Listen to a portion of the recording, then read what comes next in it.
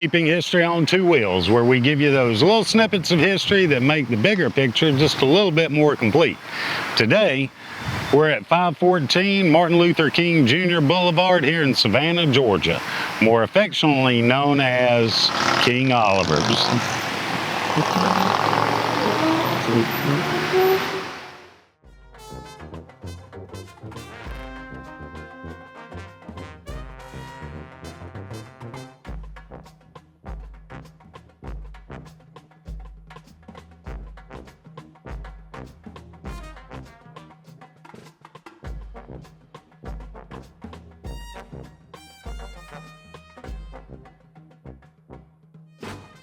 After the American Civil War, freed slaves began to settle in the area of West Savannah, which had become known as Frogtown due to the proliferation of frogs that appeared in the neighborhood after rains.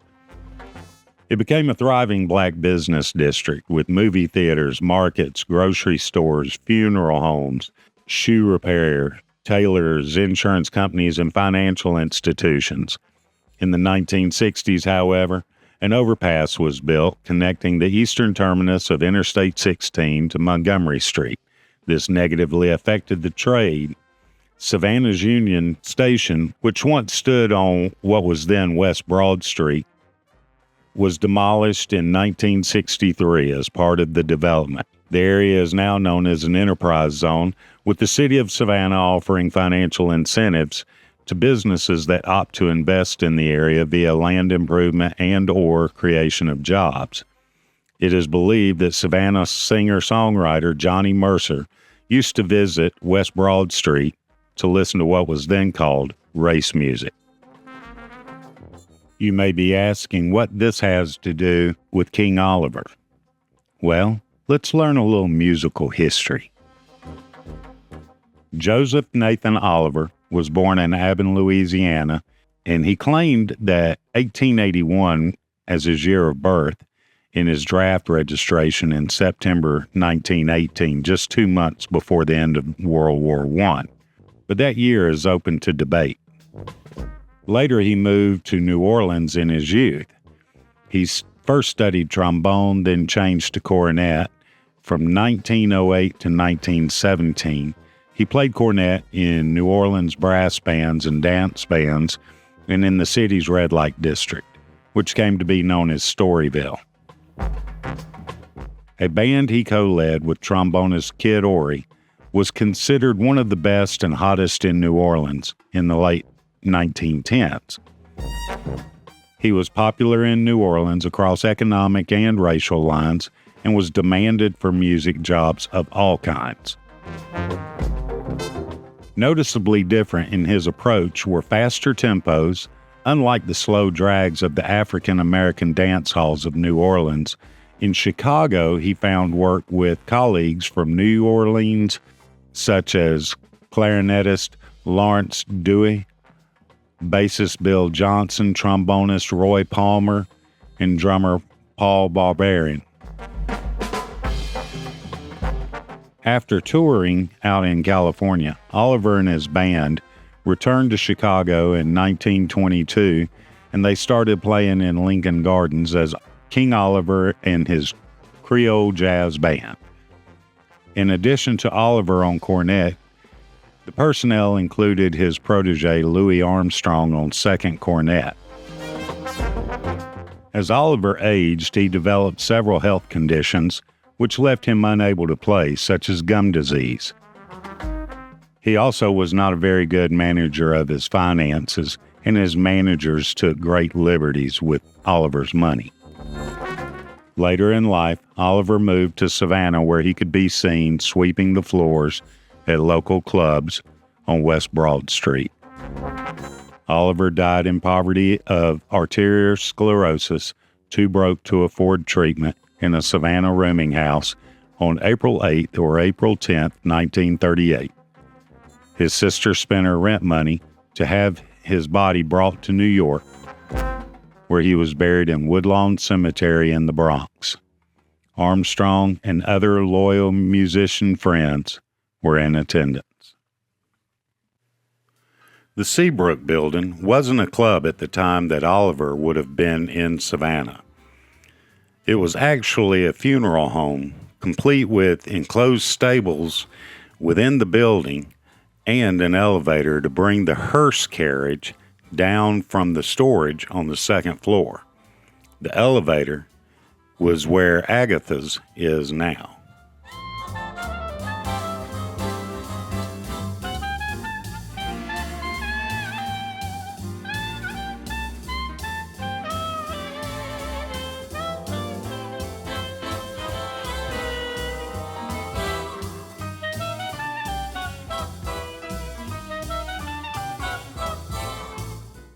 Now, the cool thing about King Oliver's is that it's actually two businesses inside one building. One is, of course, King Oliver's, and the second is Agatha's. Another really cool thing that we're doing today is that we're actually shooting two different episodes at the same time. And it's not two episodes of Keeping History on Two Wheels. Oh no, that would be too simple. Now, it's Keeping History on Two Wheels with moi, and it's also Beyond the Check with Reyshan Parker. Over the years, the building has been a few different things, and if you're a Ben Affleck and Sandra Bullock fan, you might recognize it from the stripper scene in Forces of Nature. But on the way to his wedding, yeah, baby, something happened.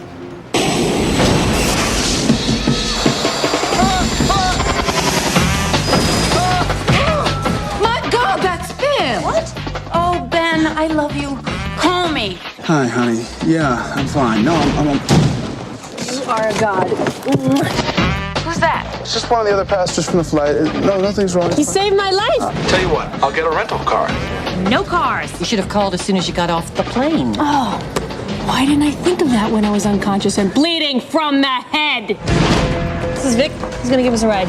Two wayward travelers stuck in a jail with a guy named Vic. Suspect is Victor Franco, 3 priors for possession. Hi, honey. How'd the bridesmaids' dresses come out? Honey, I can't do this right now. How could it take 2 days to get from New York to Savannah? I don't understand the idea of living with just one person for the rest of my life. I mean, life is supposed to be a ride, right? I'm sorry about the collect call. On the way down here, I met this woman. Oh, Ben, you idiot. You let him talk. What woman, you idiot? She's completely different than anyone I've ever met. Oh, please. They always are. DreamWorks Pictures presents I haven't known you that long, but I think something may be wrong with you. a story about the paths we follow. We have no money. We have no transportation. If somebody went into this place right here and You're saying we just go in and strip dance? I'm not interested. guarantee you a really good show. How much for you to dance? Excuse me? The detours we take. Ben, where are you? And the choices we make along the way. I'm getting married tomorrow. I have non-refundable tickets to Hawaii, and I cannot make myself leave this room. Sandra Bullock, Ben Affleck. I'll be down there as soon as I possibly can, barring any further disaster. Forces of Nature. I'm really sorry about that kissing thing. If I'd known you were getting married, I never would have made it open mouth. Agatha's is a coffee and tea room with a side of 1930s and 40s mystery. Its lovely decor is reminiscent of a coffee, tea, or brandy reading room with 1940s music playing ever so lightly in the background. Now, the cool thing about King Oliver's is that it's actually two businesses inside one building. One is, of course, King Oliver's, and the second is Agatha's.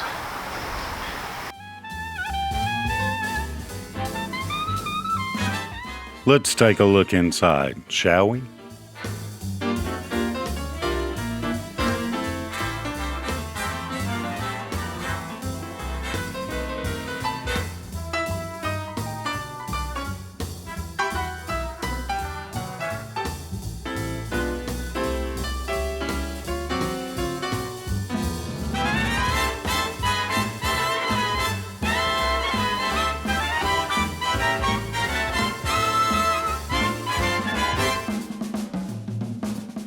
Now, you might be asking yourself, what the heck is a Beyond the Check? Well, Reyshan's got a new program out called Beyond the Check. It's been out for a couple of seasons now, actually about 3. And he is on YouTube, Tubi, and Amazon.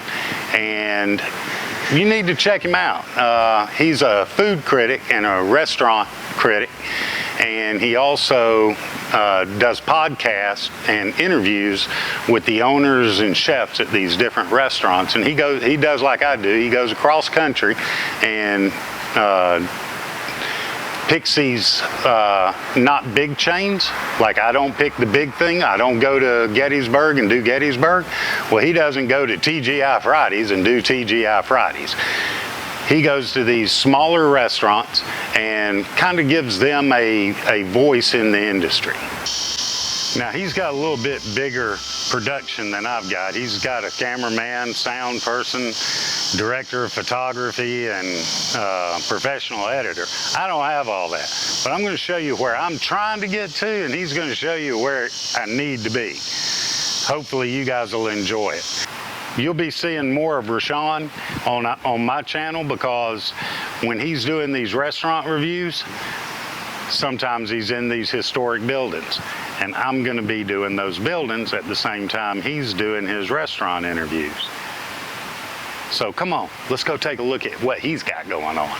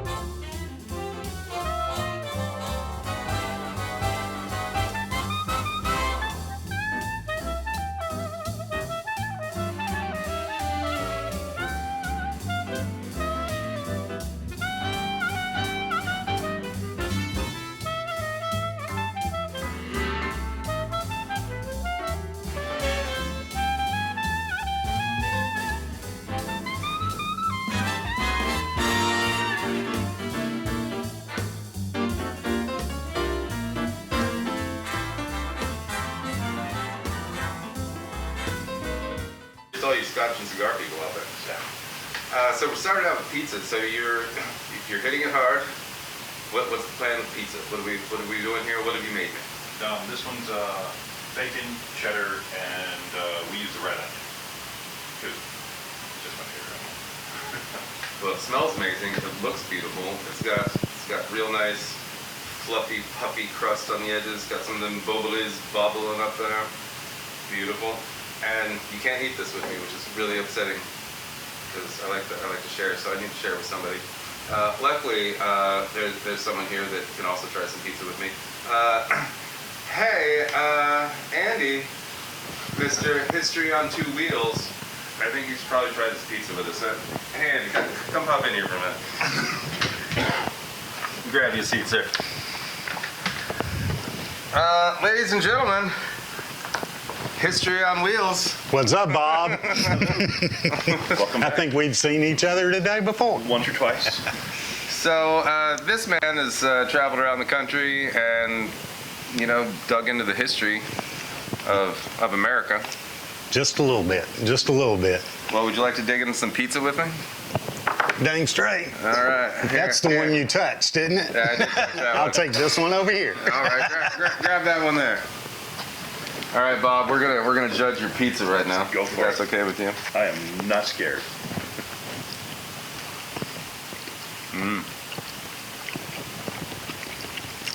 It's pretty good. Mm-hmm. Yeah. The bacon and the onion. It's so simple, but like the flavors of, it's a perfect combo. Yeah, I'm taking it home with me. The ovens are still on. I can make another one. Gotta get that crust, Chewy, flavorful. Got the herbs in there. So why pizza? I like pizza. I've always loved pizza. I can't eat it, but I figured that out when I was 25. So I did nothing but just destroy pizza up until Why can't you eat it? Celiac. I was always sick growing up. Major joint pains. And now you know why, right? Because you were killing pizza. Yeah, exactly. That and pastas and everything with bread in it. So you will be making a gluten-free pizza as soon as you nail it. We will be working on that. I have a few ideas. I'm looking for something that can actually like do a hand-tossed gluten-free. Still an R&D though. Yeah, it's not something that exists as far as I know, and reinventing the wheel. So I imagine as you traveled around the country, you probably ate a few pizzas on the road. I have eaten a few pieces of pizza. I would say the most interesting one I've done was at the Bonnie and Clyde Ambush Museum in Gibbsland, Louisiana. It was the very same cafe that they had gotten their lunch from right before they were ambushed. Nice. I got to hang out with Reyshan and Bob for the better part of the day and really had a good time. No longer being in Savannah, I no longer see Reyshan, but catch updates periodically. I hope you've enjoyed this video, and if you have, please hit the subscribe button on the left, and don't forget to hit that bell so that you'll be notified whenever we do an upload. Always remember, every trip starts with a step, and well, that step, it starts with you.